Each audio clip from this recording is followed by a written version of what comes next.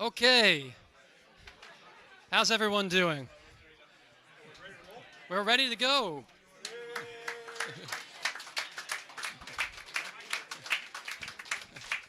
All right, how's everyone doing? Everyone had their first drink, second drink, rolling right along. Most people found seats, hopefully. We have space for a little bit more up here at the front if you want to, look the speakers directly in the eye as they're speaking. Fantastic.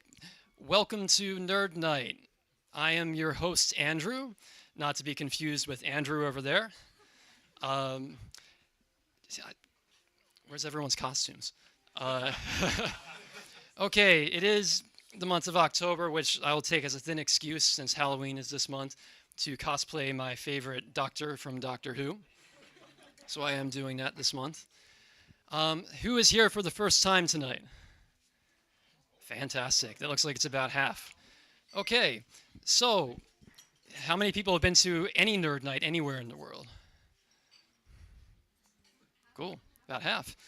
All right, so Nerd Night Tokyo is the local part of a global organization. There are nerd nights in many cities around the world. Here in Japan, you can find them here in Tokyo as well as in Kansai, in Kyushu, and in Okinawa. Um, Essentially, here's how it's going to work tonight. We're going to have two speakers tonight. Each speaker will talk for about 20 minutes. After they finish speaking, we'll have about another 20 minutes where you can ask them questions, we can have a discussion. In between the two speakers, we're going to have a break of about another 20 minutes where you can go back to the bar, pick up some more drinks. You can corner the speakers as they're in the drink line and try to pester them with more questions. Just keep in mind that after that break, we'll be closing the bar. The good folks at the bar will be cleaning up during the second speaker. So make sure to pick up your orders then. Yep, I think that's about it for the rules, so to speak. What's our next slide? What's your next slide? What is my next slide? Hang on a second. Hang on. Give me a second. If there's any Doctor Who fans in the audience, I hope they're. All very touch and go tonight. Yes.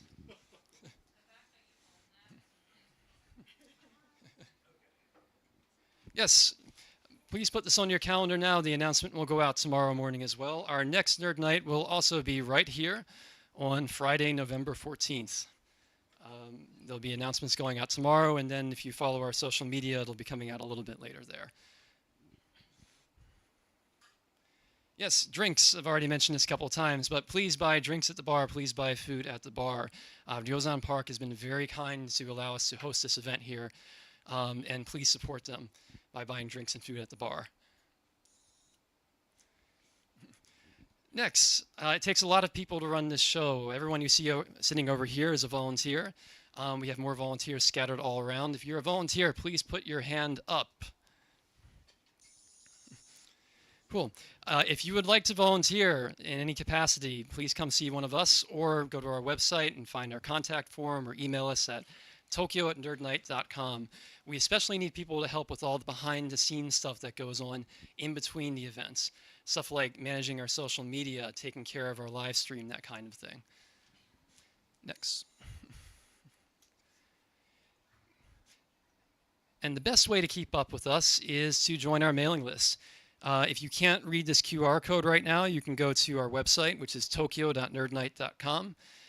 If you go to tokyo.nerdnight.com/contact, that'll take you right to the sign-up page, or you can find it from our homepage. What do we have next? Okay, our first speaker of the night. I am going to mispronounce his name, even though I just asked him about it. Oh, you want our first speaker slide? Hold on. This is the agenda, so. Yep. I think we've already covered that bit, right? Yep. Sorry, I'm still new at emceeing. Right. It helps if you see the slides before we start. That's Yes. No. All right. Our first speaker of the night is Guilliame. Close enough. Guilliame Pelat. In katakana, it's Pelato, so we'll go with that. Okay.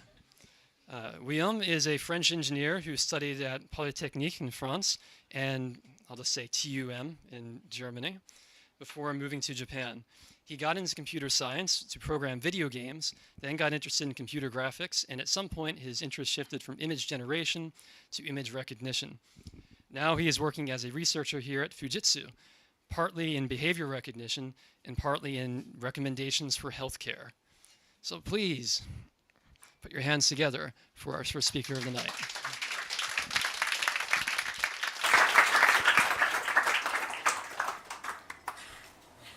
Just a second. Sorry. Not sure what. Oh, everything's so slow tonight. Okay. There.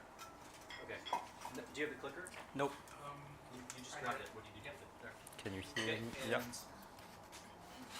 sorry, there's a lot going on Thank here. you. How am I? Does anyone see my camera? Because I need to take photos. It's Probably still in the back. okay. No, not that bag. All right. Sorry, Guillaume. Go ahead. Yeah, it's fine. If I remember from last time, up is forward. Probably down. Probably Down. down. Well, neither does anything. You might Oh. flip over to it, I guess. It was working when I tested it. Give it it works for me. Okay, good. My machine. Is it? Perfect. Yeah, so I'm Guillaume. In French, it's Pelat. When I arrived in Japan for an internship, my manager asked me how to pronounce it. There's this silent T that French puts everywhere. He suggested Pelato. I thought it would be for... What do you mean microphone? You cannot hear me? Ah. Yeah, is it better now?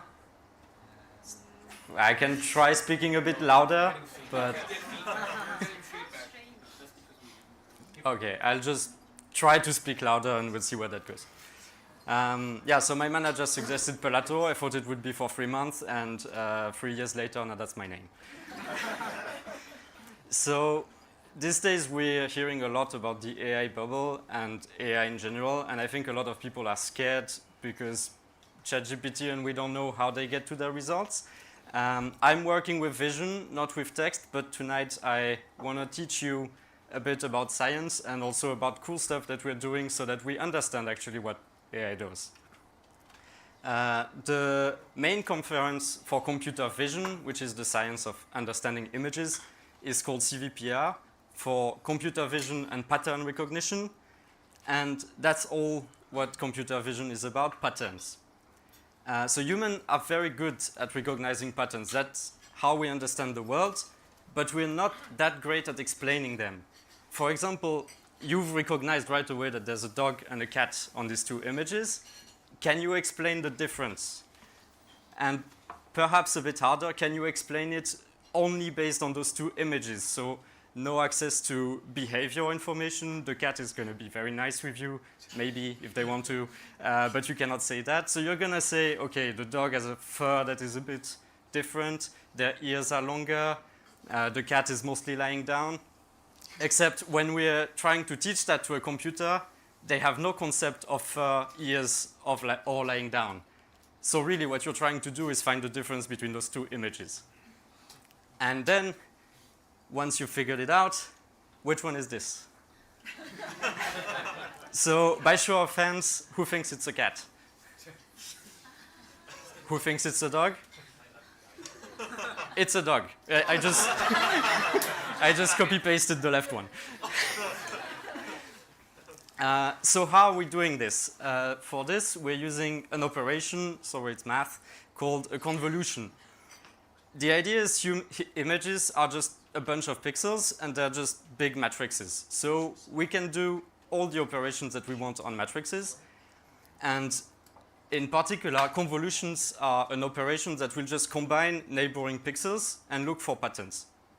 So the idea is you have here, think of it as an image, and we have the kernel of the convolution. When you hear about parameters for training a neural networks, it's those 4 numbers here that we're going to train. And then it will give us a result, and we're going to try to use that result however we want. One simple use for convolutions is edge detection. here we are going to use two different kinds of convolution successively. The first one is a filter, so it's just going to blur the image to smooth it out a bit. And the second one here is going to actually compute the edge. So what this will do is check two pixels, the one on top, the one at the bottom. And if they're the same, it will cancel out. But if they're different, then you will get some kind of signal. And if there's a signal, it means that the color is different, for example. And so in the middle, there is some kind of edge. And that's how you get to this kind of image, with a bit more work that I'm going to skip here. So you take this convolution, and then you repeat it again and again and again and again and again. So we stack them. Every time you do a convolution, the image is going to get a bit smaller. So what you want to do is use different one at the same time, so it's also going to get wider in a sense.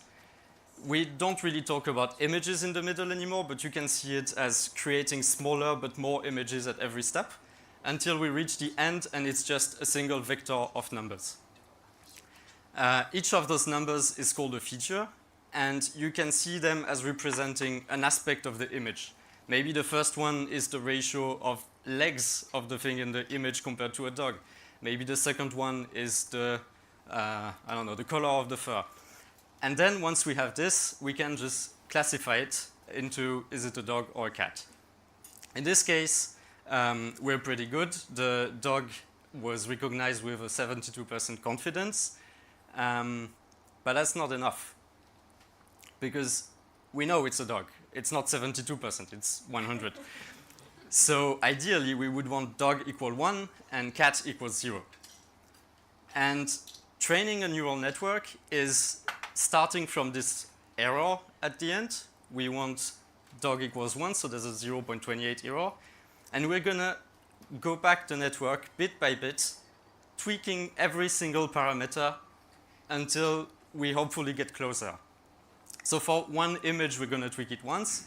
Then we take another image, we try again. If it doesn't work, then we tweaked it wrong, and we're going to switch it in a different direction. And hopefully, in the end, we're going to get something that can recognize cats from dogs. And then you're going to show it a car, and it's going to break down. But the question is, how do we know that the results are correct? For example, I worked in one case in a shop where we were trying to know where the people in the shop were. And there was a chair next to the entrance. And in most of our data, there was someone sitting in that chair.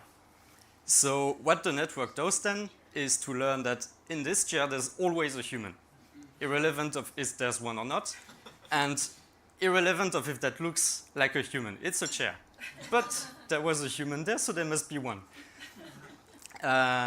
And when we did this back propagation, going backwards through the end, when training the network, really what we want to do is look at the operations, and we tweak the parameters. But once we've gone all the way to the back, we also know the pixels that were the root for all of these operations. And that means we can see which one of these are used by the network to do the prediction. And that's how we figured out that it was looking at the chair.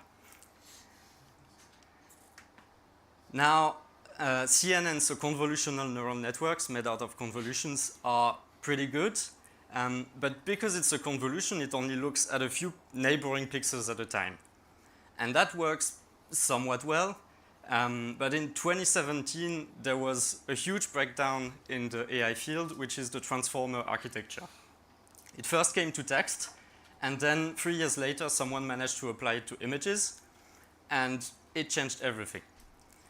There are some fields. I was doing domain adaptation at the time, so I recognize images of planes, for example, and suddenly you show me drawings instead of images, and I'm supposed to make it work still. The basic transformer was better than basically every single research that was done before. So how does a transformer work? I'm not going to explain you that tonight. This would take a semester at university. In fact, I did that course. It did take a semester. But the important part is that the image this time is not considered as a bunch of pixels. It's considered as a bunch of patches. that are in general 16 by 16 pixels. And instead of comparing one pixel to the neighbors, we're going to input all of the patches at once and compare them one to each other. And we're going to do that again and again until we reach the end. And at the end of this network, trust me, there is also a vector of features, and you can classify that in the exact same way. And the good news is the heat maps work exactly the same as well. So we can do them even for transformers. You have an example here where we're trying to do lesion detection in JAXA radio imagery. And you can see, well, that the transformer here works a bit better. And also that the convolutional neural network here is looking very hard at the corner of the image, where there is a sign on the imagery, but that's not the patient. We are not supposed to use that to determine anything. Now, if we want to go further, there are 3 ways that you can use to improve an AI. The first one is to get more or better data. That's expensive. That's sometimes difficult if you're working with medicine, for example. And that's just the harder way in terms of man hours. Then you can do better training algorithms, but that's math, and we don't like that. So we leave that to people that are more intelligent than us. And really what's left is that you take a model that will be bigger, and because it is bigger, it has more parameters. And the idea is that it will be able to learn more stuff and to be smarter at the end. But suddenly, when you do that with vision transformers, it becomes a bit weird. And you get these little patches here and there on the image. And you can somewhat distinguish in some of these, like here you have the little donuts. So it somewhat looks at the right stuff, but still something's going on. And here I'm going to talk about a paper that was presented 2 years ago, I believe, in 2023, which is called Transformers Need Registers. For those of you who are not into computer hardwares, registers are little memories where you will store calcul operation results until you use them again. And the idea is, so transformers will look at all patches at once, modify them a little bit, and start again. But for the big transformers, they are doing too much operation to simply use this principle. So what that will learn to do, and that's not something we're teaching them, it's something that just happens organically, is that they will learn to locate the background patches that will be useless because it's the background, and they will use that to store the information. So what's happening is this patch here is looked at a lot because in fact it contains a lot of information about everything else after the transformer has used it. So that's where we add registers, which are new patches that are not part of the image. They're empty and they're useless in terms of classification. But for the model, it acts as a new storage that they can use. And that's how we go from this image with a few patches that are used as storage to even with one register, this thing that looks a bit more like a dog, and further and further. At some point, there's no benefit into adding more. It also has a very small effect on accuracy, so it's a bit better to use registers, but not enough to be a really good way to get better results. Just know that it's not worse and that it's more explainable.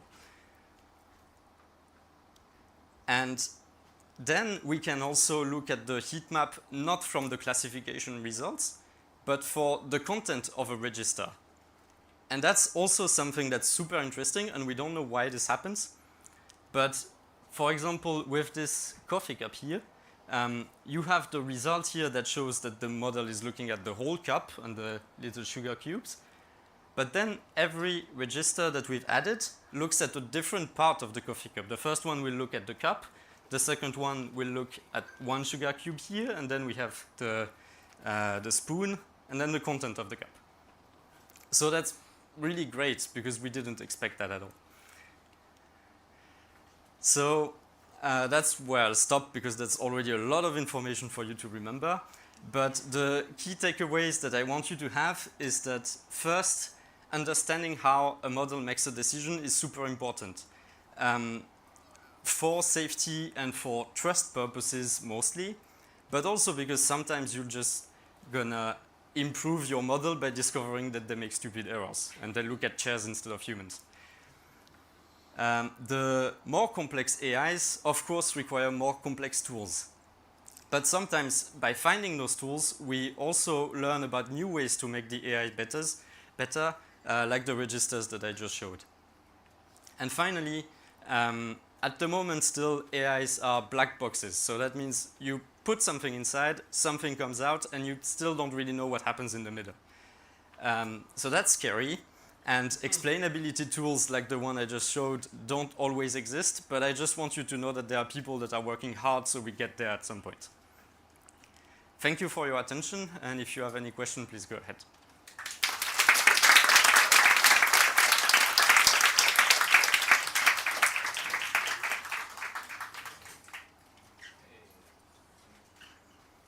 Questions? Behind you. Hello. Does it matter where the registers are located in the image for the result, or is that completely independent, or is that even something that you can tweak or modify? No, because the reason is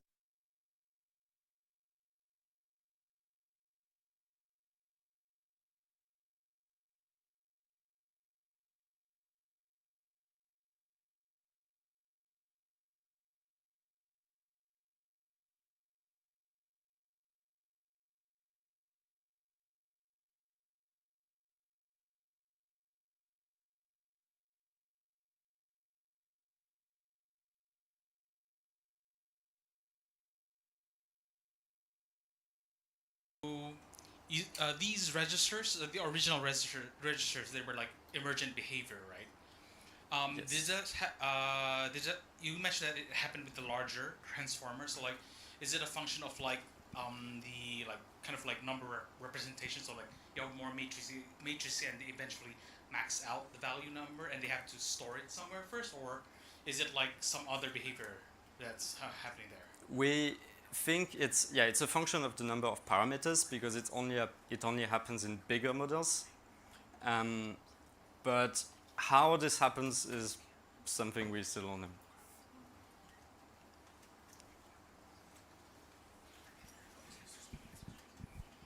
So this way of looking at the input and seeing the attention looks great on images. How does it work for like text or mathematical proofs or other kinds of data we might use AI for? Same way. So instead of having patches for your image, you're gonna have patches for your text. You might know the word token a bit more, and you're just gonna split your sentence or your proof or whatever into tokens and put that inside the model. And then if you wanna do something like ChatGPT is doing, at the end, instead of doing classification, you're just gonna predict a new token, and you keep predicting new ones until you reach mathematical proof or whatever kind of output you're looking for. So yeah, same thing, except you put words instead of images. But in a text or logic or so on, there is like a relationship between the past and the future. Yes, And but we're how do looking we- at everything at once and we're comparing them together. So the model itself is going to look for those relationships. How do we see the relationships? In text, I do not know. That's for us to find out now. No, there are a few text models where you can do actually exactly the same thing and look at which words are most used for the output. But still, that's more for classification when you have a text and you're trying to do.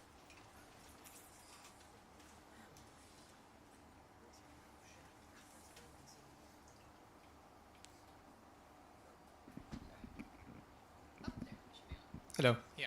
So, image generation with AI, as we know it, was created in the States, and it was programmed in English. Right. So it's a bit of a weird question. So I apologize in advance if it doesn't make sense. but it was programmed in English with an English-speaking mind. So I've been wondering if it was done in a different language, let's say Japanese, right? And this is a question I've been asking myself since I've been here.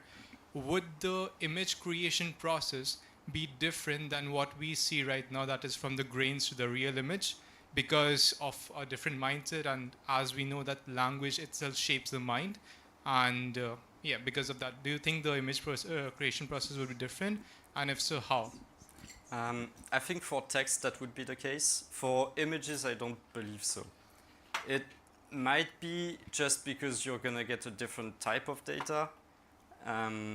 For example, if you do human recognition in Europe, you're gonna overperform on white people, and Asians are a lot less present, so you're gonna be worse at them. In Japan, it would be the opposite.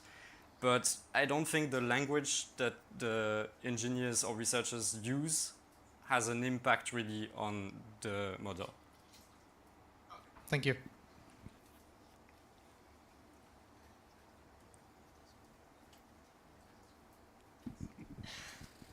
Hi, thanks for the awesome presentation.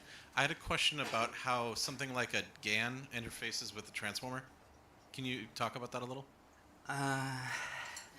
Or is that too much? For those who don't know, GANs are called generative adversarial networks. And the idea is a bit like cops and thieves. So one network is trying to generate an image, and another one is trying to know why the image is wrong. And the idea is that at the end, you manage to make a fake that is good enough to make the other model make a mistake. With transformers, if you just want to do like dog and cat classifications, maybe you go from 100 images to 1,000, maybe 100 to 800, but yeah, that's basically 10 times the data from a CNN. There have been a lot of research since on also how to train them better, so it probably has changed a bit, but yeah.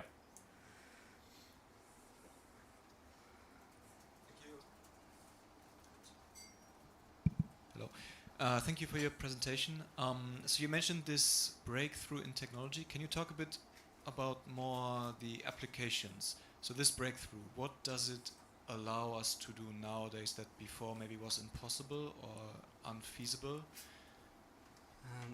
I think the main one, honestly, is that it allows them to be used.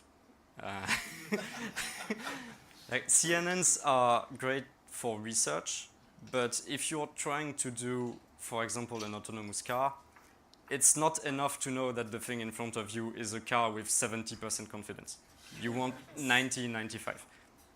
And then the fact that transformers are better at it really means that we can actually use them in the field and not just as a lab experiment. Yeah, thank you. Okay, so the work about register, I found it very interesting. But like this. Is it the issue of unexplainability with a big model? Is it specific to transform, or if you use a big CNN or any other model or GAN maybe, do they need a register to so make it more explainable? first, GANs is not really an architecture; it's more of a training paradigm. So yeah, it's probably gonna be transformers or CNNs. The problem with CNNs is that I made too many transitions. You're looking at something like this that really just look at the neighboring pixels. And if you're trying to add some empty space into it just to fit your registers, because here you have to put them in the image, it's just not going to work anymore. There's no space for that. You could think maybe we'll just put them on the side, but then you have no register access for the middle of your image. So yeah, no, it just doesn't work for Transformer CNNs. has more degree of freedom. It's the model can exploit that. Yeah, as a register. exactly. So So it can happen to any model, you think? for transformers, yes.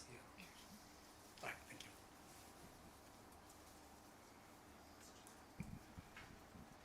Thanks. This is a really fascinating talk. What are the prospects for extending this to other data types? So besides text and images, can it do? It could do audio. Video is really hard. Usually video, we just treat it as a succession of images. Yeah, that's going to be all possibilities. So what about other kinds of like numerical data that's not from? If you cannot Matrix. do math with it, it's going to be hard, which is the case with NANs. Honestly, I don't know. Sounds like time for a second PhD.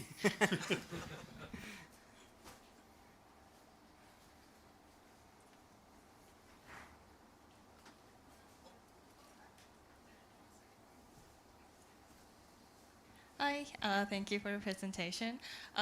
This is more of a clarifying question. So in the beginning, I think you asked what's the difference between a dog and a cat. And to that answer, is it the vector parameters that CNN puts out, essentially? And I think you mentioned that from top to bottom, there are different parameters. And these parameters are just, we don't tell the CNN to look for ear pointiness or fur color, right? Yeah, we don't. Because what the CNN looks at, or what the transformer looks at as well, is what I showed you at the beginning. It's a bunch of random pixels.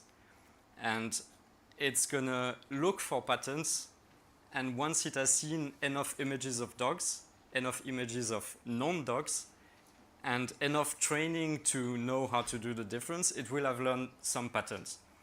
Maybe some of them will be pointy ears.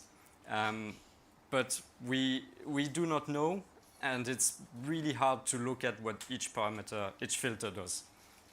In some AI image sites, I think there was an area where you can like have a slider of the parameters and it'll change something about the image. Is that connected to this? And it will be more about image generation. So we're going back to GANs actually. But there, yes, you can. So for image generation, you start with the vector and you go up to the image. So you're doing the process in the other way. What you can do with your slider is modify these vectors. And they all mean something. We just don't know what. So if you change one, it's going to have an effect on the image. And you can visualize that, and it's great. But you cannot use that in the other way and say, I want this parameter to mean this thing.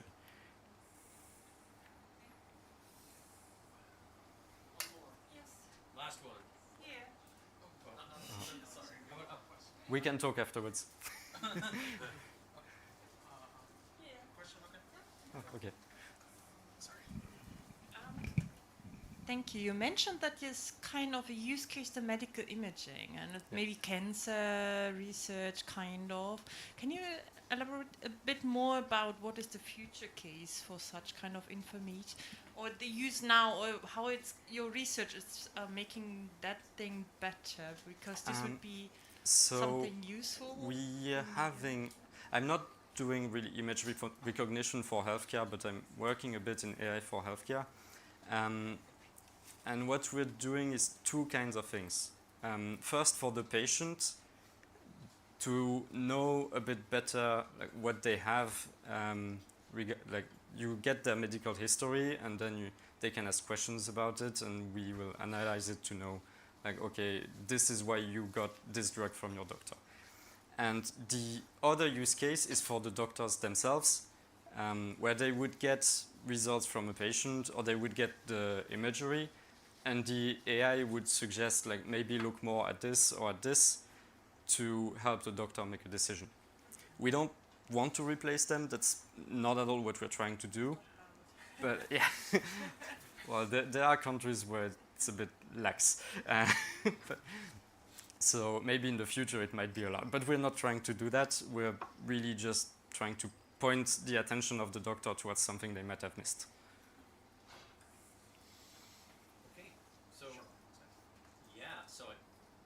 Am I on? Okay, so That's it. Thank you. If you have any more questions, he's a human. And you can talk to him on the break. We're going to, take a quick break now. And like what, Bruce, 10 minutes, 15 minutes? We're back on schedule. Thank you. Being concise. Wow. Yeah, okay, 20-minute break, and then we're going to be back with our second talk. Thank you very much. I work with text models, so this is very familiar to me. And more recently, also still image models as well. I didn't bring it up in the talk because I didn't. Can you put that back to charge it? But the question you asked, you do know why we.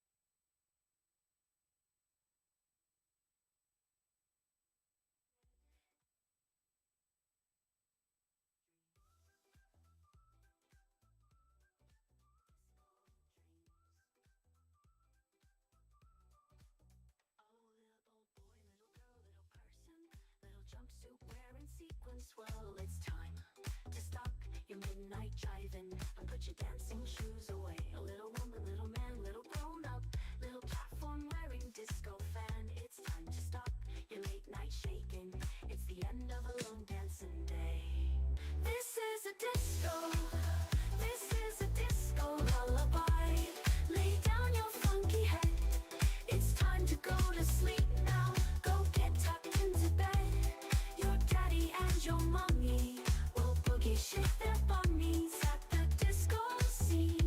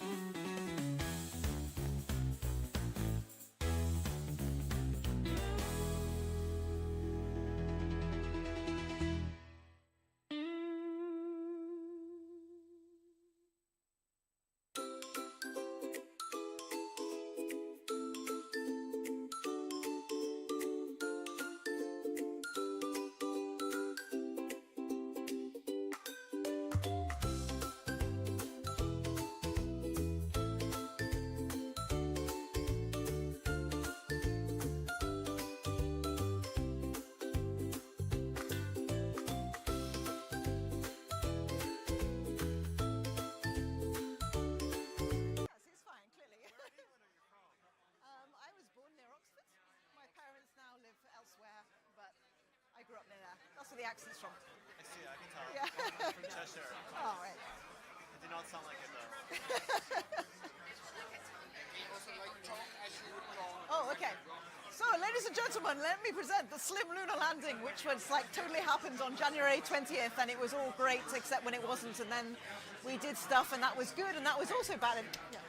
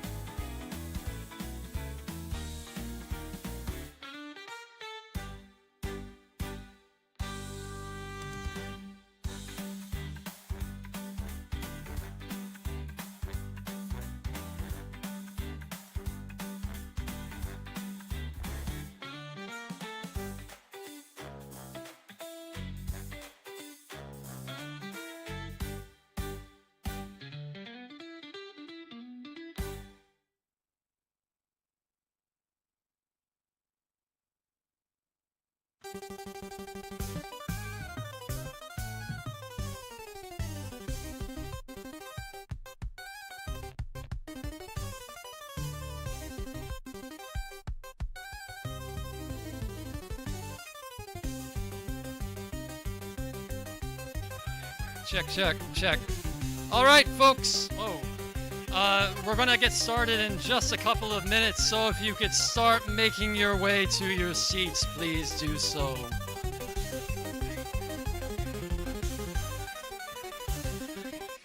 I apologize if that was quite loud on the live stream.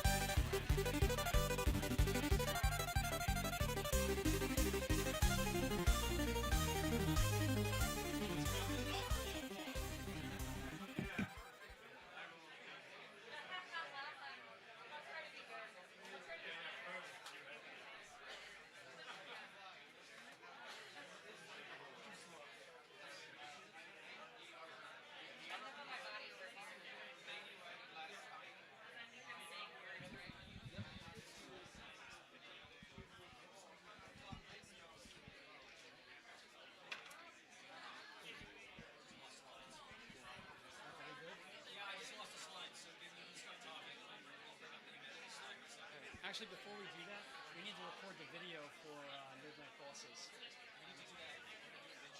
I'm gonna do it mid-show. Okay. We'll do that right now. Is that? Yeah, let me use my phone, and I'll upload it afterwards. Give me a second.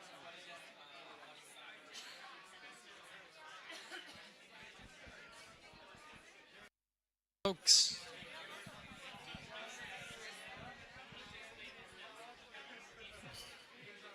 Yeah. Actually, can I have you record the video?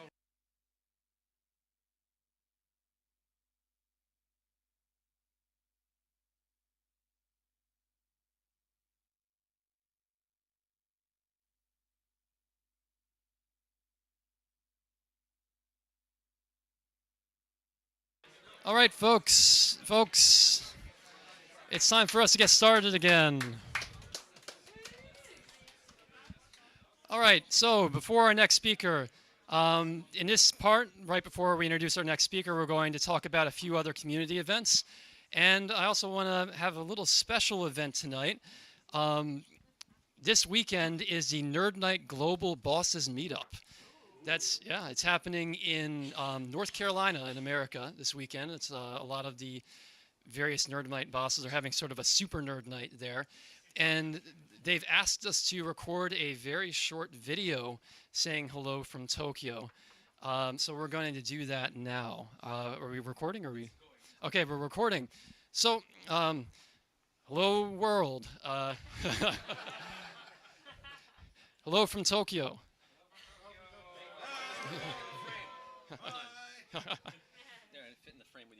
Anyway, I'm Andrew. I'm also Andrew. Yep.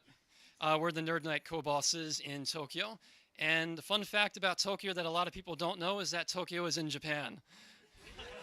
Okay. There's also 4 seasons in Tokyo. And maybe you didn't know that Tokyo is not just a big city. If you go way out to the west, you can actually be out in mountains with monkeys.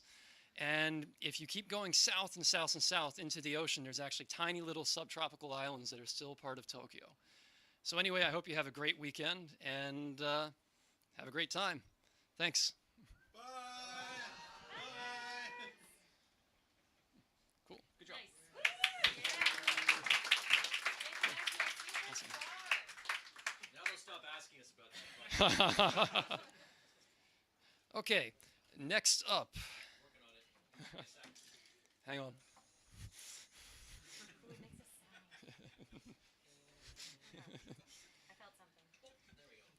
Okay, we like to talk about a few other events that are happening in Tokyo that you might also like.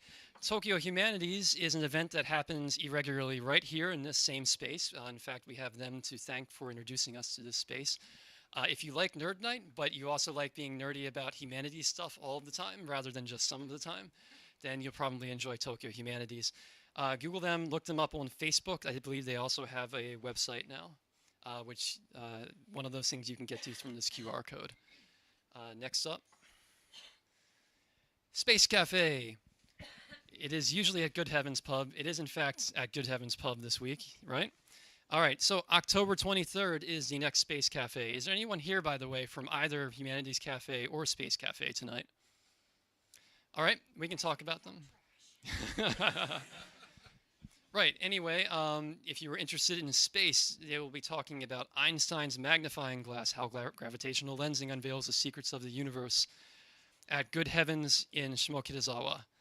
And again, if you've seen our meetup, then you are also can find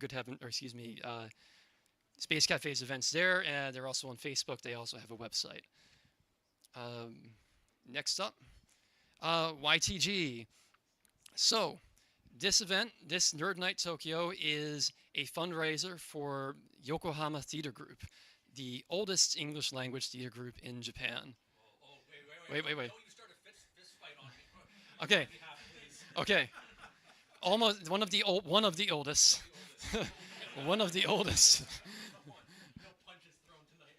Okay, apparently I've lost MC privileges already. Okay.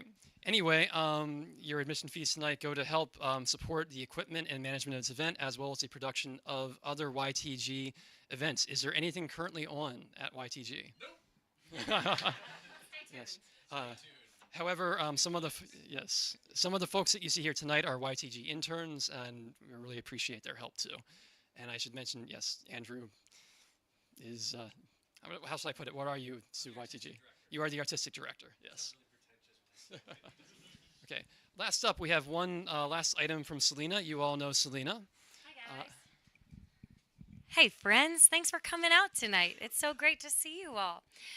So I'm going to talk a little bit about Journey to the End of the Night. If you've been here for the last 2 months, sorry, you're hearing it again. So Journey to the End of the Night is an event here in Tokyo. It's going to be happening November 8th. 11/8 this year. Basically, Journey to the End of the Night is an escape room meets a game of tag around the city of Tokyo. So there's a story, and as you go through the different checkpoints, you find out more about the story until hopefully you get to the end and you get to find out the ending of the story you've been slowly exploring. So basically, there are checkpoints that you're trying to get to, but in between, you have to be careful because there are people chasing you. We have geniusly titled them chasers. Thank you. Thank you.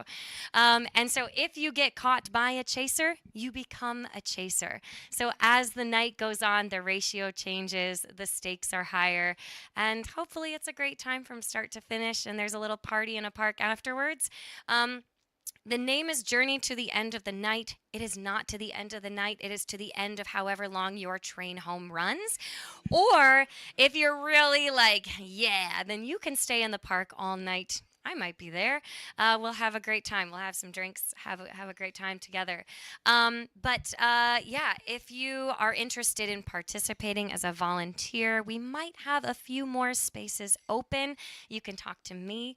But we would love to put this event on for people and not just for ourselves. So you don't have to be an athlete. The running, you can walk. You can walk at a faster pace. You can even take a train or a bus. That is not out of the question. But we would love to have some people out there exploring the story, seeing the different activities that we have prepared for you. And it's a great way to meet new friends. I have friends that I met 8 years ago at that event that are still some of my closest pals here in Tokyo. So, sorry, I know it's a little bit longer tonight, but it's next month, so I'm stealing a smidge more time. But yes, so Journey to the End of the Night. You can find us on Facebook, on Instagram. You can look us up, Journey to the End of the Night Tokyo. You can come talk to me, anything, but we would love to see you there November 8th. Thanks, friends. Thank you. That's right, and now it's time to introduce our second and final speaker of the night. All right, Elizabeth Tasker. Elizabeth is an astrophysicist and science communicator at the Japan Aerospace Exploration Agency, better known as JAXA. In her spare time, she flies starships in virtual reality and she rescues cats. She also wrote a book on planets. And I have to add, Elizabeth is a great friend to Nerd Night. I believe this is your 4th time giving a presentation. So we are very happy to welcome back Elizabeth Tasker.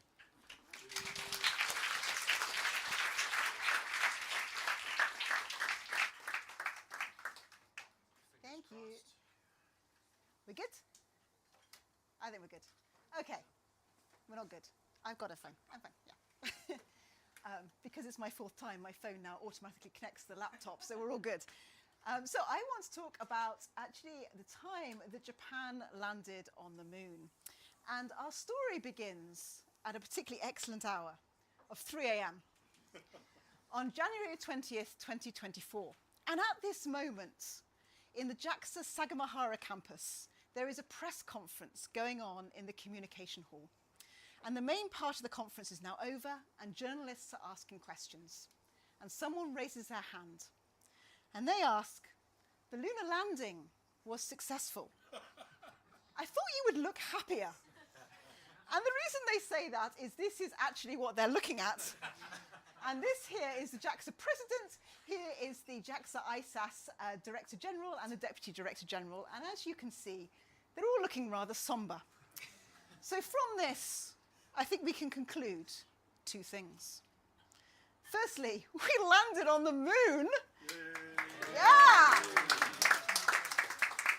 And secondly, this appears to have been a terrible mistake. So what went on here? So, Ooh. It's fine. I can hear her. See, it's a terrible mistake, like the sound, maybe. Are we good? I'm going to keep going.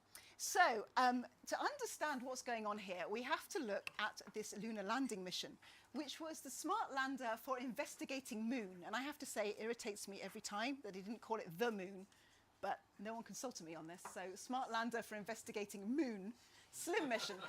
And there is, in fact, a game where you can play along, and this QR code will take you there. And the game takes you through the 3 stages of the SLIM lunar landing mission. The QR code will appear again if you all want to click it. And the first one is you have to get to the moon. And I'm just going to assume we're going to do that, because our story sort of starts after that. But basically, green or blue, and you're good. And this is what SLIM did successfully. And on Christmas Day 2023, SLIM entered lunar orbit and sent back these images to prove that it had, in fact, entered lunar orbit. Now, the second part of the game is finding the landing site. And this is where things get a bit clever. So you're presented with this screen. And you're looking for a crater that looks like this, that changes every time you play the game. And the point is that's not a very big area. And that takes you to the crux of the SLIM mission. So through orbiters such as the JAXA Kaguya orbiter or the NASA Lunar Reconnaissance orbiter, we have incredibly high resolution images of the lunar surface. And what that means is that people no longer just want to land on the moon. They have a favorite rock. And they want to land by that rock and no other rock. So because of this, it's no longer enough to just get to the moon and land somewhere. You have a favorite rock and you want to land right next to it, and no other rock will do. And once more, if that rock's on a slope, well, you want to land there. So this resulted in the need for pinpoint precision landing, which hadn't been done before unless you have a human crew. So SLIM's goal was to land with an accuracy of less than 100 meters. And for comparison, your typical robotic lander would have an accuracy of tens of kilometers.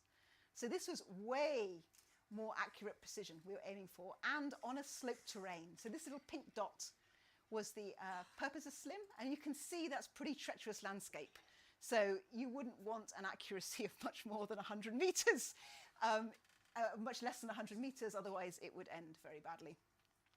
And this is where it is actually on the lunar surface.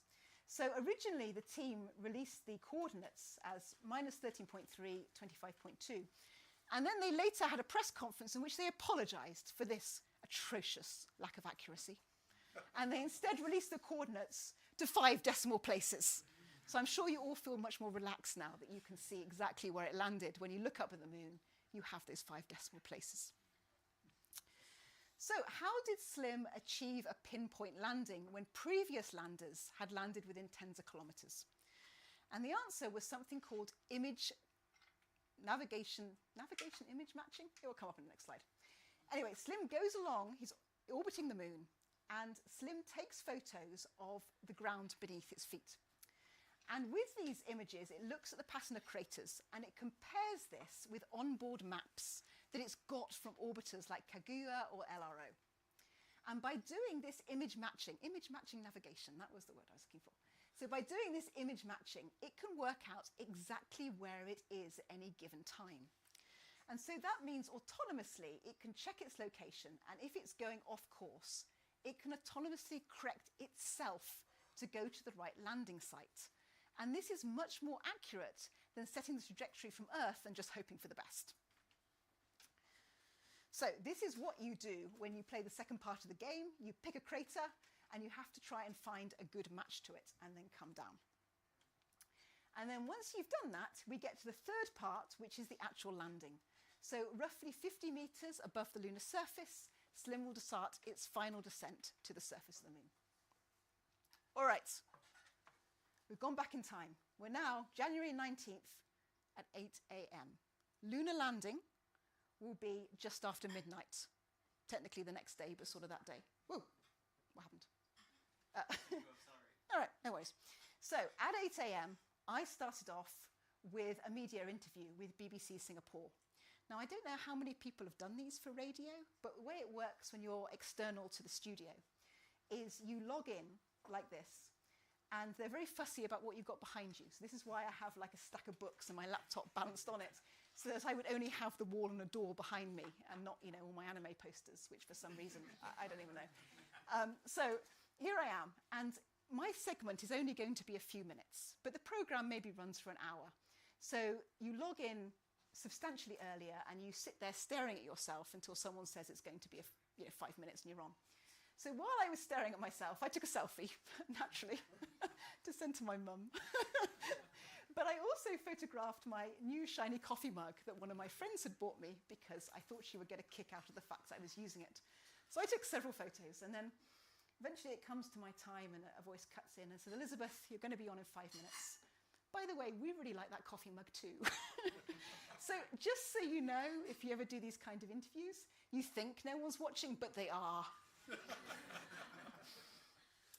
So we do through this interview, and everything's fine. Then later on, I get another email from a different part of the BBC. And the email says, "Hey, we're working with BBC News. We want to cover this, historic landing by SLIM in Japan. I'm wondering where you will be when it lands. We're looking for some footage of celebrations. I know it'll be midnight, but if you're going to be with the people involved with the project, would you be in a position to let our cameras in? Or could you just snap some photos with your iPhone and send them to us?" And I thought about this, and I thought, this is espionage. And in truth, it's been well over a year now. It's 18 months to 2 years, and I'm still kind of pissed off about it. I mean, this may be from the Daily Mail, but from the BBC, come on, guys. There is a system for getting official photos of the team, and this is not it.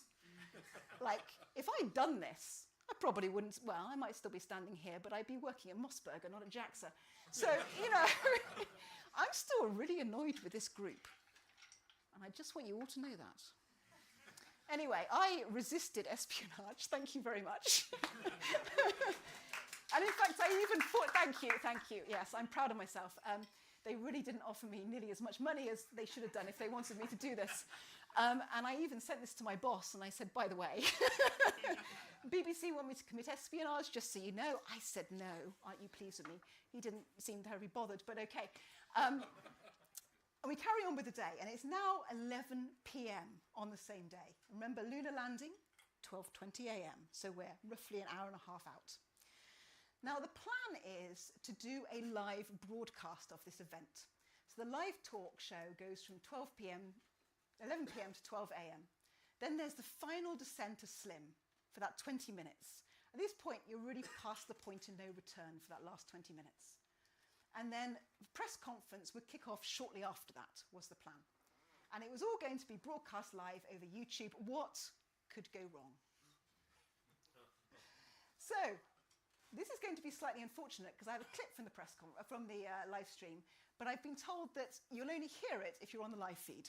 So, hi guys online, you're going to hear this. But, oh, wait, we can. Woo! Excellent, okay. 皆さんこんばんは。この番組は小型月着陸実証機スリムの月面着陸および記者会見のライブ配信となります。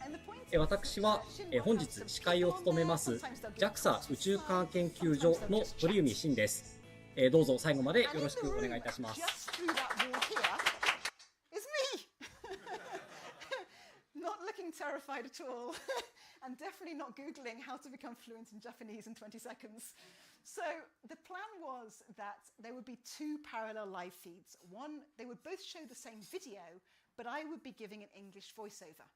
Now, I'm not fluent in Japanese. Actually, I'm really bad at it. And interpretation is like a whole new skill set. So there was no way whatsoever that I could genuinely do an interpretation of what Shin was saying. And I was very worried about this because I discovered this purely through a pure Japanese email that I just happened to translate, where I suddenly saw, oh, Elizabeth can do the English live feed. I'm like, excuse me, what? So that was how I discovered I was doing this.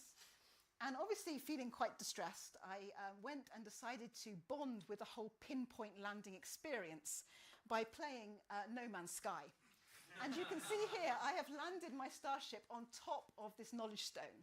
So I have nailed that pinpoint landing. I don't know why everyone is so worried about it.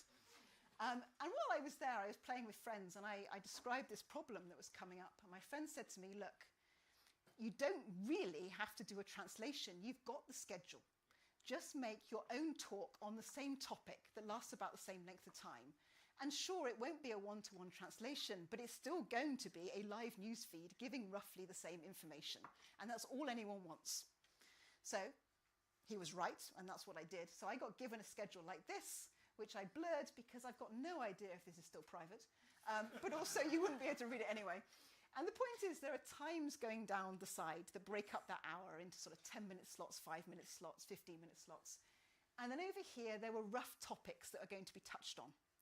And so I took each of these sections and I just prepared a talk of the same length with some buffer material. Now, the easiest ones were when there were slides, where I'm pretty much sure my translation was close to one-to-one, simply because you're restricted by the slides. Of course, they were controlling the slides, not me. So it's a little bit like, you know this game when someone puts their hands through your arms and you're trying to talk but match their movements? That's very much what this was like, and that's also how I felt at the end of it. So occasionally the slide would change and I'd be like, yes, obviously, this next slide. But this was the easiest way to do it. And the result, ready to be impressed, guys? I'm sure you are. Is this? No? Yes? Yes.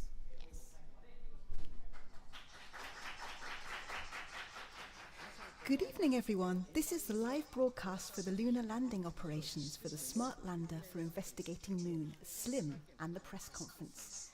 You're watching our moderator on the Japanese channel, Toriumi Shin, from the Department of Solar System Science here at the Institute of Space and Astronautical Science, ISAS, at JAXA. And you're listening to me, Elizabeth Tasker, from the same division at ISAS as Shin and Kit. So, yeah, whatever. So this worked very well while people stayed on script. So when we got to these sections where they started chatting, it started off fine. Everyone stayed on schedule. But at some point, they would just get totally overexcited. And then what should be a 5-minute talk went to like 15. Now, I had enough material maybe to stretch it to 10. At 15, I was getting really stuck. Fortunately, JAXA had anticipated that this would happen, and I had a couple of backups with me. So I was doing the main feed. Obviously, this dog was doing a huge amount as well. And then at the front is Kate Kitagawa, who is our Director of Space Education. And behind me is Frederick Masuda, who is in the Department of Astrophysics. And both of these people speak both languages perfectly, and I do not know why they were not the ones leading the live feed, but they were not. But they were able to step in when I completely ran out of material. So that got us through the hour, and we're now at midnight. Remember, landing is in 20 minutes. Now at this stage, the live program is over, and we are doing the final check for location and final descent to the lunar surface. So at this point, we see actually the telemetry, the data coming from the spacecraft. And this is a very nice visual of it. And it's actually the one we showed on the live feed and the one they used in the control room. So it's very much like no cover-ups here. This is really what the team is using to get the data from the spacecraft. And when that flashes up, you can actually see that one of the screens here is also this screen. Now, there's some data about the spacecraft here, but the point is this white line is the predicted path if everything is going smoothly. And the red line is the actual path of SLIM. And honestly, it looks made up because it is so close. Everything is going so perfectly. So during this final part here, SLIM is doing its final check to check it's in the right place. And this means it's doing this part here, where it's searching for the correct landing site and checking it's very close. And in the control room, there were 4 people with this 4-button set. The first one does basically what you do on the game. It flicks between 2 images. The one SLIM's actually seeing below it and the one where it should be. And at this stage, they should be matching. If they are, okay.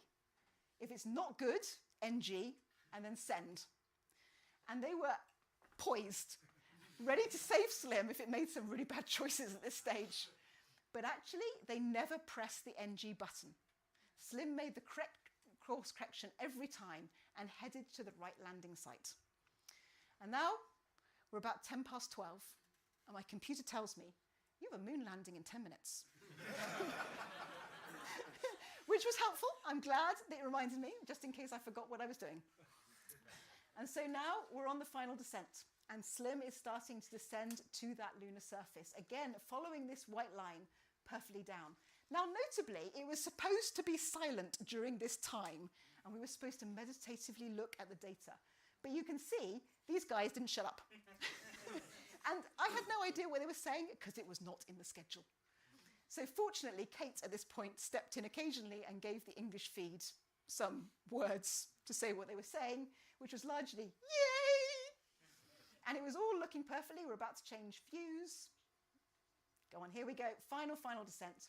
And Mori-san, who's the guy in red there, he's wearing a red SLIM mission jacket.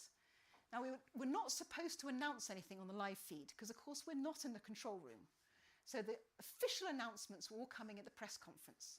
But Mori-san told me, look, if it was a perfect landing and we heard the cheer from the control room, he was going to punch the air. And so we went down. Everything looks good. We're now on the lunar surface. And it looked like an absolutely perfect landing. And we waited for the cheers from the control room, which was just opposite where we were. We were on that same corridor. And we heard nothing because this isn't working. We did actually hear complete silence. Nothing from that control room. And we realized something had gone wrong. So what do you do when you're on the live feed? Well, of course, there was a contingency plan. And it was, if there wasn't an announcement in 10 minutes, you turn off the camera. And you just run away, and that's it, you're done for the day. And honestly, my job actually was done at that stage, but it was really stressful. And Murakami Go, who was running the live feed, told me it was only supposed to be 10 minutes. And he said it was one of the longest 10 minutes of his life. making that decision to turn off the camera. And then this just shows until the press conference. And occasionally Shin would step in and say, yes, the live feed is going. We're just waiting for the press conference. So the press conference, if everything had been nominal, would have started at 12:30. They started at 2 a.m.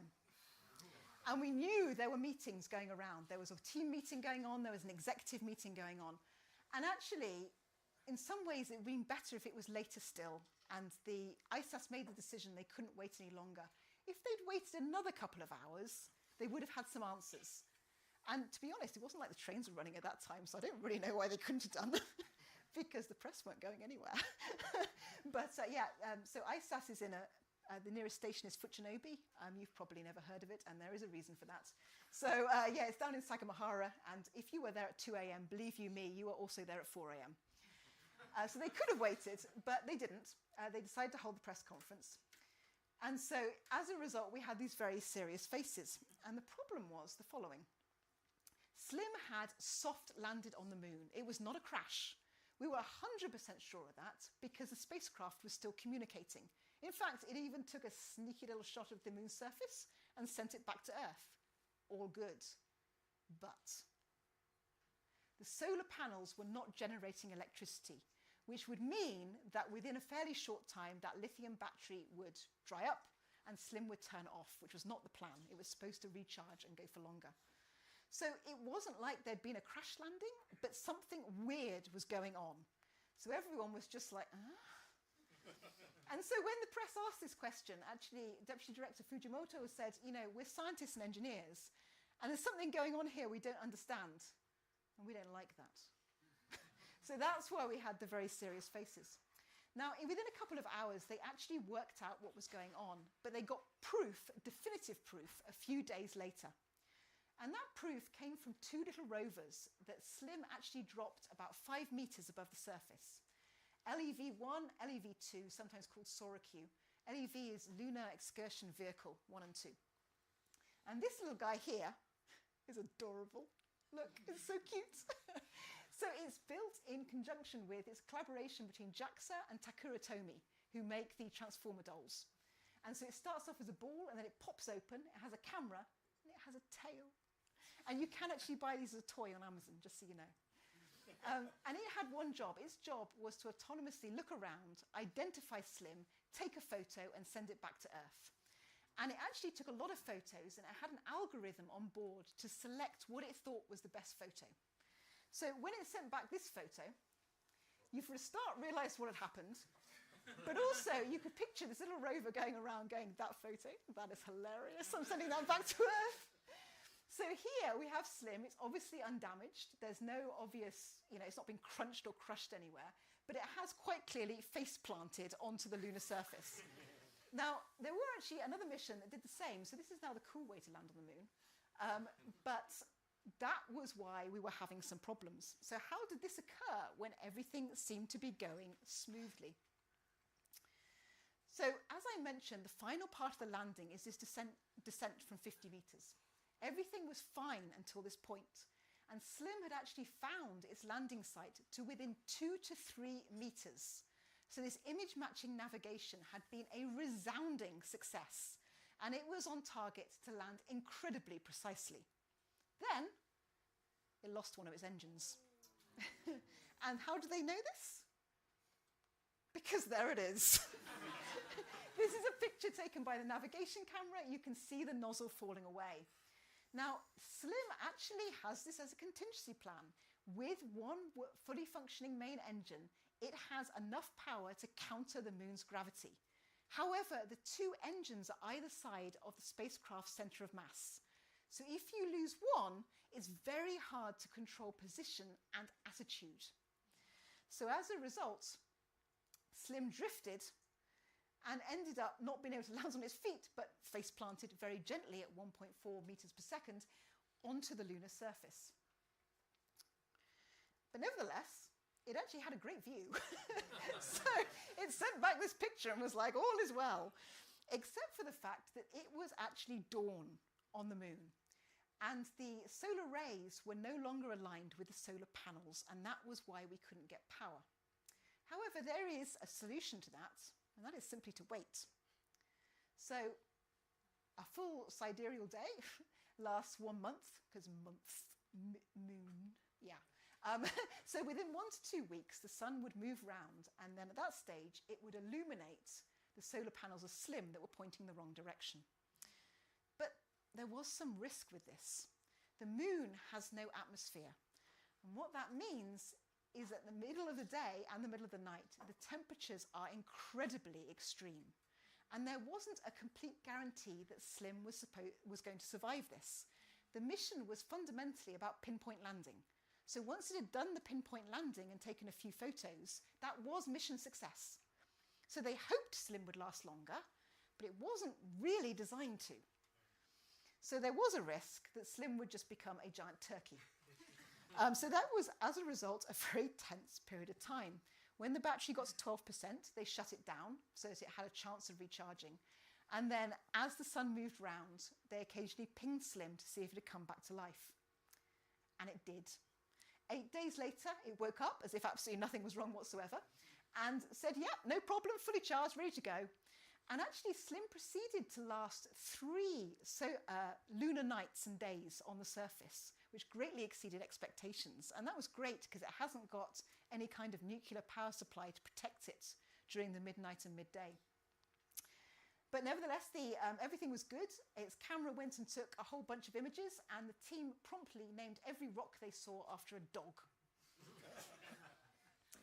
So this was all very successful, and there were a number of news articles that obviously came out, including one by the team that tried to get me to commit espionage. But this was one by the New Yorker, and it concerned the little transformer robot that had taken that cheeky photo of SLIM upside down. And here I have a quote they took from my Twitter feed. It's very profound. You ready to be impressed? I said, "Space is hard, y'all." And that made it into the New Yorker. Thank you very much. So we wrote this up as well, not just from my perspective, but I interviewed a bunch of people who were actually in the control room when they found out things were not nominal. And it's on our blog. It's a really fun article. I do recommend it, and you see sort of behind the scenes for these lunar landings. And the only thing I'm going to advertise is my next Nerd Night talk, because in 1 year, we're launching a mission to go to a different moon. This is going to be the Martian Moon's exploration mission. We're going to Phobos, and we launch more or less exactly 1 year from now. Thank you very much.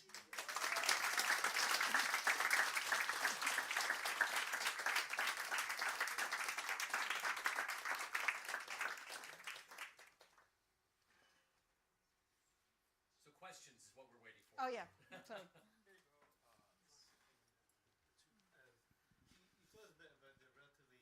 Front of house team during the mission, but how many people were back there in the control room when it was all happening?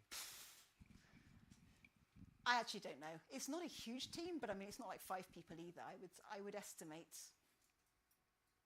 a dozen people in the control room, maybe. I didn't like to disturb them. Automation then. Sorry?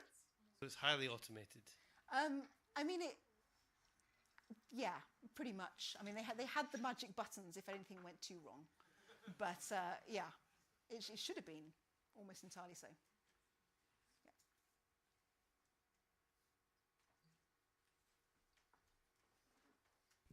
Hello, thank you for the talk. I'm not sure if you can say this, but is she still up there and how is she doing?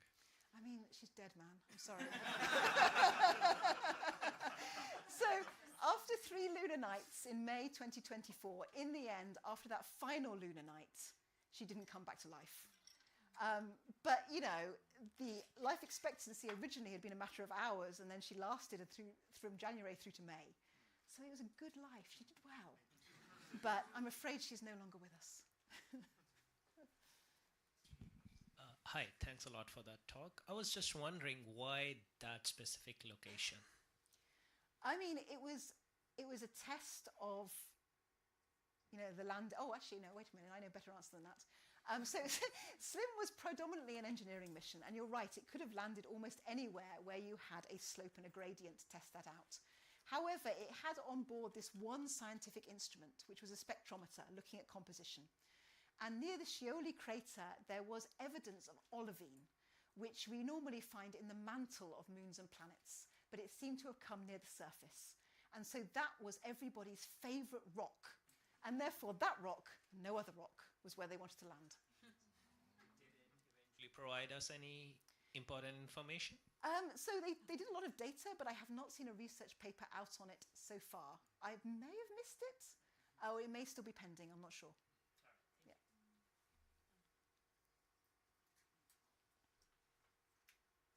Thanks for the talk. How long did it take from the silence, you didn't hear about what happened to the lander, to them to determine the position? I know, like, when we got the press, it took a while to get it on the news. And did they use data from the lander, or did you use any other data from any other neighboring areas, or just from the lander itself? They worked out what had happened before we got the data, before we got the picture from Sora Q, and I believe the first thing you do when you're in that situation is you download all the data that the lander has. That's what they use the battery power from. And I believe it was from that data they worked out that Slim's orientation was wrong. And they actually did release a CGI image that was almost a direct match to the actual image. And I think, Fujimoto-san told me that if they wasted a couple of hours, they could have announced that at the press conference. So that suggests to me they had a pretty good guess of it by about 4 or 5 a.m. So you had full comms? Yeah, full comm. Everything was fine while the battery was going. Okay. The problem was the battery had a limited lifetime. Okay, so you had Omni, you didn't have the directional, so you could just get it. So Yeah. the narrative was tipped over. Okay, great. Yeah, exactly. So it was absolutely fine. It's just they knew they were on the clock because as soon as that battery ran down to 12%, they had to put it into hibernation or risk it not coming back up. Yeah. Hi. Thanks for the talk. I'm over here. Yeah. Did we get the reason why the engine fell off? Like, did someone forget to tighten a screw or something? So this was investigated, and there is actually a press release on our website that describes it. I'm going to try and remember what it says, but do not take this as gold. I believe that Slim operates such that as the fuel gets low, which of course it would be at this stage, the pressure drops. And that's normally fine. But in one engine, the pressure got so low, it actually stopped entirely when the thrusters were firing. And what this meant was there was a slight build-up of propellant while the propellant wasn't igniting. And then it reignited with a bit of a bang, and it knocked off one of the nozzles. So it wouldn't have happened earlier while there was plenty of pressure to always ignite when you hit go on the engine. But during that final stage where it was basically sputtering a little bit, there was a bit of a build of propellant and then an ignition, and it damaged that nozzle. So it's chitty chitty bang bang. Chitty chitty bang bang. So for this MMX mission that you're advertising here now, is that going to use the same kind of technology to land on Phobos or Deimos? Yes, it is. It's landing on Phobos. Right. It's going to do a flyby past Deimos. But it is, in fact, going to be using the same image matching navigation. Yes. But they're much smaller moons, of course. So. Yes, but, Crater's a small man. They also pinpointed one exact rock that they want to find on those moons. Well, actually, interestingly, the resolution images we have of Phobos and Deimos are not that great because we've only got them from Mars orbiters. So, for example, MMX is carrying a rover that was developed by the French and German space agencies called Idefix from the Obelisk comics. And the Asterix. And so the maximum resolution on Phobos is larger than the rover. So as far as the rover is concerned, that's an entirely new surface. So the first job of MMX is actually to properly map the moons, and then they can pick their favourite rock.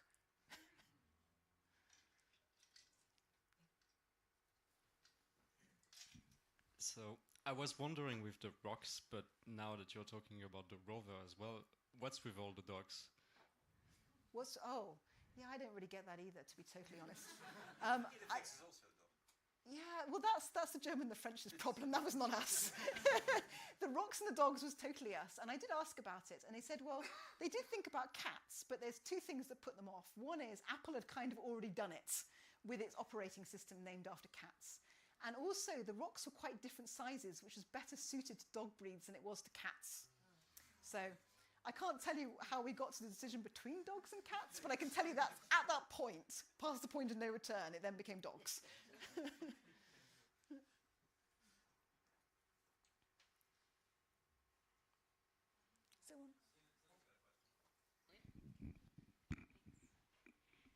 Hey, so you mentioned that you got just a little bit of data that they're working on analyzing about the actual surface composition in that area. Did the photos that it took give you guys any additional information, or was it just like, ooh, fun, cute, yeah, look No, good? they should have been full spectroscopic images, but I just haven't seen any official results from that. So what would you learn from that? You would, per se? I mean, the composition of the moon is a bit of a question mark, especially internally. So if this is olivine that should have been in the mantle, but it's come up to the surface, I think we would learn about the interior structure of the moon, and that's what's interesting.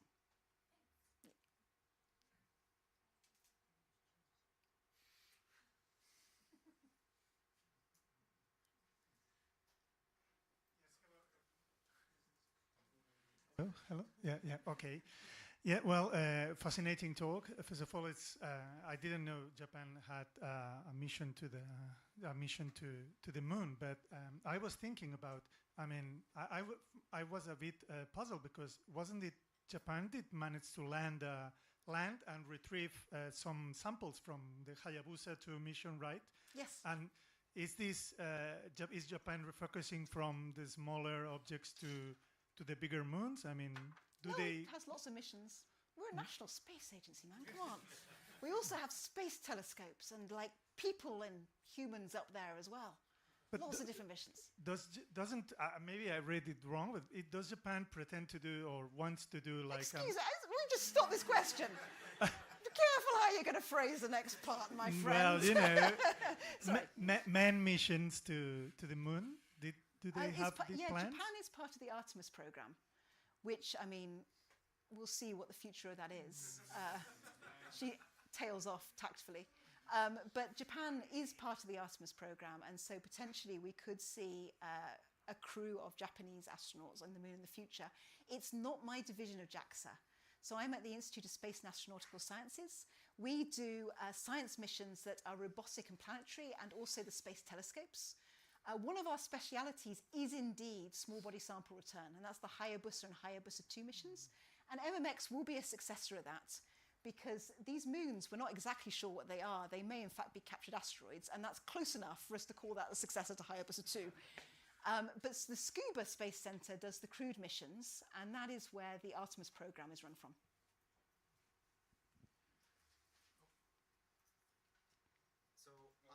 So I have a question about the image recognition hardware. I know that space is full of radiation, so are you guys using off-the-shelf hardware with some error correction, or are you guys using some radiation hardened? I do not know. Okay. Sorry.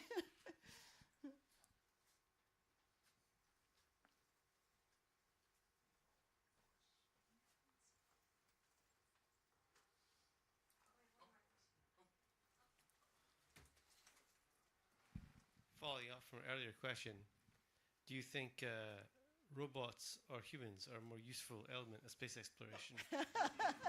So I am slightly torn about the human space program. I actually find it very inspiring, like everyone else does, you know, the idea of seeing humans up there.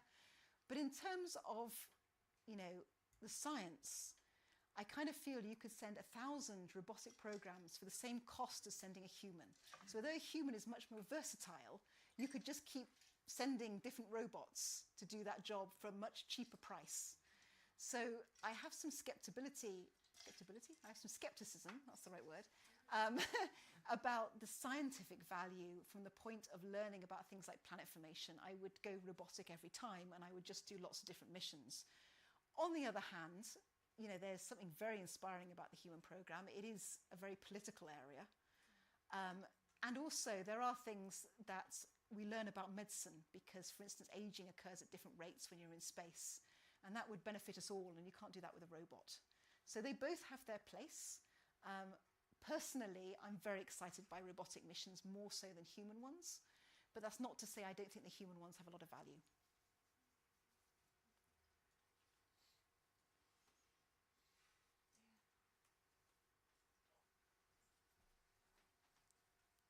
If you have to do the live narration again, will you take it?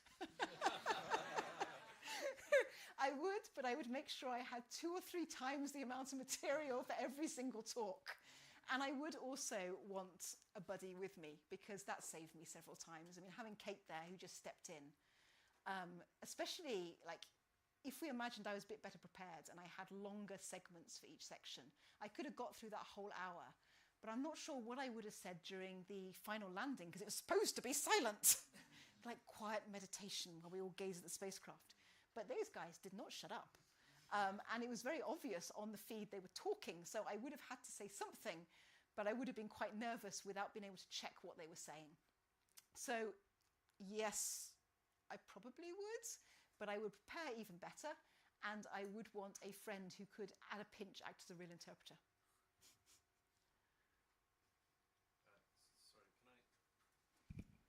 The question from the feed, I think you may have answered this earlier, but the question is, once Sora Q took a picture of the lander, was its mission over, or did it drive around a bit more? Could it still be driving around now? Could it be driving around now? I think its mission was done once it sent that picture of Slim back, and it would have been on a battery that would have died over a moderately short period of time. I mean, I don't think we're talking minutes, but we're probably talking less than a day, I think. And it used to communicate through it has to communicate through the other landers. There's that Lev 1 and Lev 2. Lev 1 could also move a little bit, but it was actually a slightly bigger lander that had an antenna that could talk to the Earth. So Sora Q talked to Lev 1, which talked to the Earth, and we haven't heard anything from them. So, a dead Jim.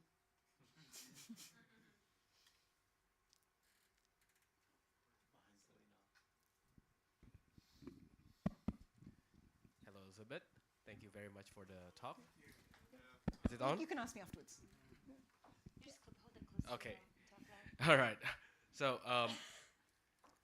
so we have figured out what happened with the thruster. So you lost one thruster, right? So, what kind of lessons that you will put from that for MMX? Will that be another redundancy during the MMX? For the MMX mission, such as would you have like extra thrusters, like maybe 4 thrusters on it? And the second part of the question is that my understanding is that Slim is made to test an innovative landing technique, which is not exactly landing, but more like soft crashing on it. Will that technique also be used on MMX mission? So MMX is a completely different design.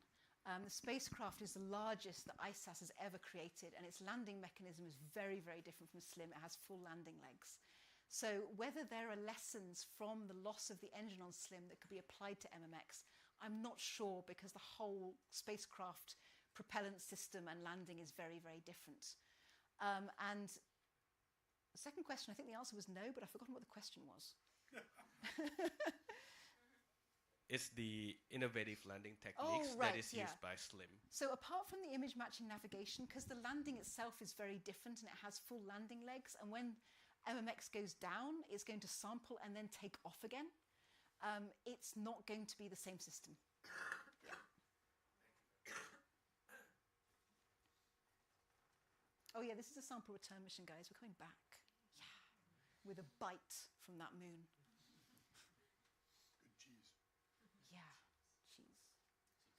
That is one theory. Okay, can I get the mic? Am I on? Yeah, I think we're going to call that there. So could I get everyone to give a round of applause to Elizabeth? Yay! And Melvin, could you hit the button on that thing for me, please? And this might make some noise. I'm not sure. Oops. Okay. Oh, really? Is that what we're going to do now? We're just going to show the desktop again? Jesus. Nice. All right, are you set? Okay, cool. Yeah, everything's crashing here, so don't worry about it. I can do thank yous without a slide. There we go. We have a slide too. Okay, thank you so much for coming tonight. I am your MC, so I get the last word. I'll take just a minute of your time for a little bit of serious talk from a man in the funny suit. So if you've been coming to Nerd for a while, you'll know that all last spring I was ending Nerd Nights with a few slides talking about all the bad news coming out of the US regarding especially attacks on science, on research, on particular perspectives, on looking at knowledge. And I'm not doing that anymore, but I was doing that primarily because I saw that as sort of the lane that we could look at. There are so many things happening in the US, but that was the one that I thought was most close to us as a Nerd Night audience. And as always, I will say, if you are working in one of the areas of science or research that the Trump administration is hostile to, you're probably welcome to give a talk here. Second point, speaking of things that are in our lane, many of us in the audience are probably consider ourselves immigrants here in Japan. Many of you probably follow the political news in Japan, and while none of us can predict the future, if you do live here and you haven't had a chance to look up even the Wikipedia entry on our prospective new Prime Minister, I highly recommend that you do so. So nobody knows what's going to happen, but I do know that in-person events like this, the connections that you form here are going to be really important in the future, and I do feel that. And we're going to keep making these events, but I have some favors to ask of you. Favor number one, we're outgrowing this space. This is a great space, and the hosts have been, wonderful to us, but we're outgrowing the space. And several folks in the audience have come forward with suggestions on where we might be able to move to. So far, there have been some good suggestions, but we haven't found anything that works. So if you can think of some place or some venue, or you can help us search for a venue and do that as a volunteer, please come talk to us. We'd love to find a larger space. Some of you might know that before 2020, we were as big as 80 or 90 people a month. So point number two, please bring your friends, especially if we find a bigger venue. Especially if we find a bigger venue. But please come back, please bring your friends. Bring friends who might not come to this. We are an incredibly diverse group of people here, but I would love to see more, frankly, more Japanese people here as well. I would love to see more Japanese people giving presentations here as well as folks from any kind of background, of course. And point number three, if you would like to give a presentation, please talk to us. We would love to host you. And so with that, let's move on to the thank yous. We don't have a list on the slide, right? No. Okay. So, starting with the volunteers, first big thank you goes to Andrew Woolner, who, after years and years of emceeing, is finally letting me take a chance at hosting and runs everything.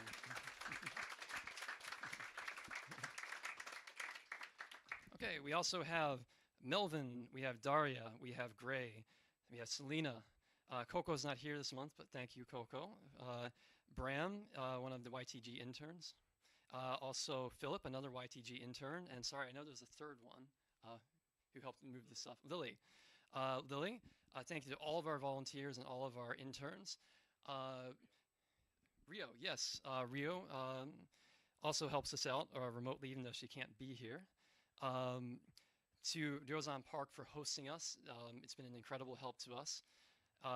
Thank you to our speakers. And finally, thank you to our audience. Thank you so much for coming tonight. And with that, we have to ask you to leave. But seriously, this venue does close by 10:30, so please hang around for a little bit and chat, but we'll have to start moving everyone towards the door. We have to start packing up everything they're going to be cleaning up. And thank you so much for coming. Hope to see you next month.